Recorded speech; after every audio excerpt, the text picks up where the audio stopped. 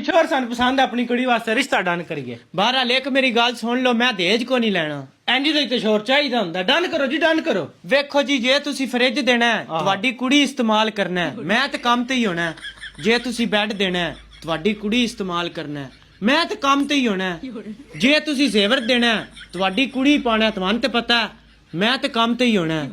ਜੇ ਤੁਸੀਂ washing machine ਦੇਣੀ ਹੈ, ਤੁਹਾਡੀ ਕੁੜੀ ਇਸਤੇਮਾਲ ਕਰਨੀ ਹੈ, ਮੈਂ ਤੇ ਕੰਮ ਤੇ ਹੀ ਹੋਣਾ ਹੈ। ਜੇ ਤੁਸੀਂ ਡਰੈਸਿੰਗ ਟੇਬਲ ਤੇ ਮੇਕਅਪ ਦੇਣਾ ਹੈ ਨਾ, ਵੇਖੋ ਮੇਕਅਪ ਤੇ ਉਸੇ ਕਰਨਾ ਹੁੰਦਾ ਹੈ ਤੇ ਉਸੇ ਕਰਨਾ ਹੈ, ਮੈਂ ਤੇ ਕੰਮ ਤੇ ਹੀ ਰਹਿਣਾ ਹੈ। ਜੇ ਤੁਸੀਂ ਘਰ ਚ ਲਵਾਣੇ ਵਾਸਤੇ ਇੱਕ ਏਸੀ ਦੇਣਾ ਹੈ, ਉਹਦੇ ਕਮਰੇ ਚ ਲਵਾਉਣ ਵਾਸਤੇ, ਵੇਖੋ ਠੰਡੀਆਂ ਹਵਾਵਾਂ ਸਾਰੀ ਦਿਹਾੜ ਉਸੇ ਲੈਣੀਆਂ ਨੇ, ਮੈਂ ਤੇ ਕੰਮ ਤੇ ਰਹਿਣਾ ਹੈ। ਚਲੋ ਇੰਜ ਕਰੋ ਫਿਰ ਕੁੜੀ ਰਹਿਣ ਦਿਓ। ਕਿਉਂ? ਕਿਉਂਕਿ ਤੁਸੀਂ ਤੇ ਹੋਣਾ ਹੀ ਕੰਮ ਤੇ ਆ। ਕੁੜੀ ਤੇ ਤੁਸੀਂ ਕੀ ਕਰਨਾ, ਤੁਸੀਂ ਤੇ ਕੰਮ ਤੇ ਹੋਣਾ। ਆ ਘਰ ਹੀ ਰਹਿਣਾ, ਉਹ ਘਰ ਰਹਿ ਲੇਗੀ, ਇੱਥੇ ਆਪਣੇ ਘਰ ਰਹਿ ਲੇਗੀ।